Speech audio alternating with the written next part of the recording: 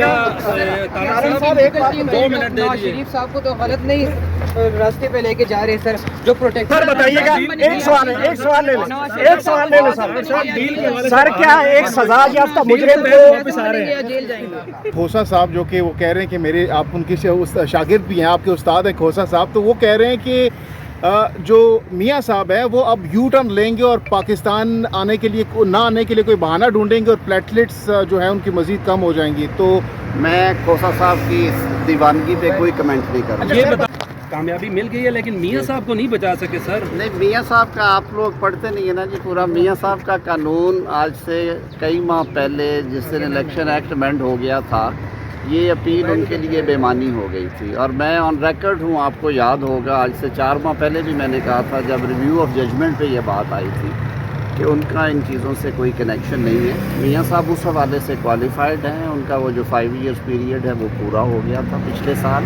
جولائی میں. میاں صاحب اور ان کے ساتھ ایسے دیگران جو اس کالے قانون کی بھینٹ چڑھے تھے کہ تا حیات نااہل رہیں گے وہ ان کی نااہلیاں ختم ہو چکی ہیں. باقی جو ان کے کیسز ہیں لیکن طارق صاحب ابھی کچھ دیر پہلے کھوسا صاحب جو کہ وہ کہہ رہے ہیں کہ میرے آپ ان کے شاگرد بھی ہیں آپ کے استاد ہیں کھوسا صاحب تو وہ کہہ رہے ہیں کہ جو میاں صاحب ہیں وہ اب یو ٹرن لیں گے اور پاکستان آنے کے لیے نہ آنے کے لیے کوئی بہانہ ڈھونڈیں گے اور پلیٹلیٹس جو ہیں ان کی مزید کم ہو جائیں گی. تو میں کھوسا صاحب کی اس دیوانگی پہ کوئی کمنٹ نہیں کروں. یہ بتائیے گا دو منٹ دے دیجیے شریف صاحب کو تو غلط نہیں راستے پہ لے کے جا رہے سر جو پروٹیکٹیو بیل کی آپ بات کر رہے سر قانون کے تحت تو 4-5 دن تک ان کو پروٹیکٹیو بیل مل سکتی ہے. کچھ چیزیں میرے خیال میں صرف عدالت میں ہونی چاہیے. کچھ چیزیں کاؤنسل کلائنٹ پریویلیج کمیونیکیشن ہوتی ہے. میرے خیال میں ہر چیز ٹی وی پہ نہ کی جائے. بالکل کچھ دن رہ گئے ہیں آپ خود دیکھیں گے.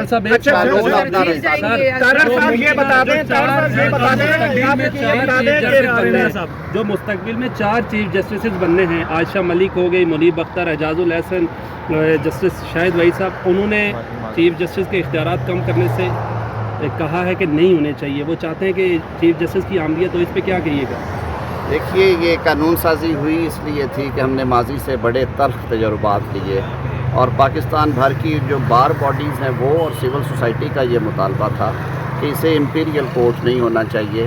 اسے بادشاہت سے نہ چلائیں. اسے آئین کے مطابق چلائیں. آئین میں جگہ جگہ پہ جہاں بھی ذکر ہوا ہے وہاں پہ سپریم کورٹ کا ذکر ہے چیف جسٹس کا نہیں ہے. تو یہ بڑا ایک اچھا فیصلہ ہے جس سے پارلیمان مضبوط ہوئی ہے.